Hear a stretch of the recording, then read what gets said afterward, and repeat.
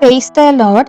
உங்களுக்காக கொடுக்கப்பட்ட இன்றைய வார்த்தை யோவான் 6:27. அழிந்து போகிற போஜனத்திற்காக அல்ல, நித்திய ஜீவன் வரைக்கும் நிலைத்திருக்கிற போஜனத்திற்காகவே கிரியை நடப்பியுங்கள்.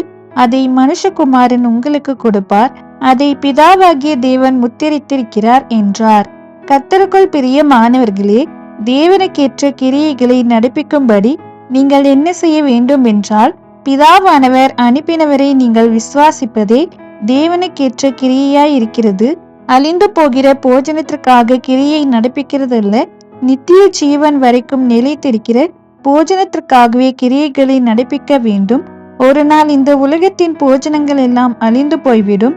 ஆனால் தேவனுடைய போஜனமோ என்றென்றைக்கும் நிலைத்திருக்கும்.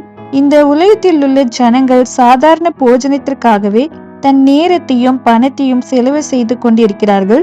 3 வேளை சாப்பிட்டால் போதும், நான் நன்றாக இருப்பேன் என்ற நம்பிக்கையில் இருப்பீர்கள். அது ஒரு நாள் அழிந்து போய்விடும். அழியாதது ஒன்று மட்டுமே, அது நம் தேவனிடத்தில் உள்ள போஜனம், அதாவது போஜனமாகிய அவருடைய வசனங்கள். தேவன் சொல்லுகிறார், ஜீவ அப்பம் நானே, என்னிடத்தில் வருகிறவன் ஒரு காலம் பசி அறியான், என்னிடத்தில் விசுவாசமாய் இருக்கிறவன் ஒரு காலமும் தாகம் அடையான் என்று. நாம் தேவனிடத்தில் விசுவாசம் உள்ளவர்களாய் அவருக்காக கிரியை நடப்பிக்க வேண்டும், அதாவது அவருக்காக செயல்பட வேண்டும். இப்படி நாம் பண்ணும்போது தேவனுடைய போஜனமாகிய ஆவின் வரங்களை பெற்று அவருக்காக ஜீவனுள்ள நாளெல்லாம் விசேஷித்தவர்களாக வாழ முடியும். ஆமீன்.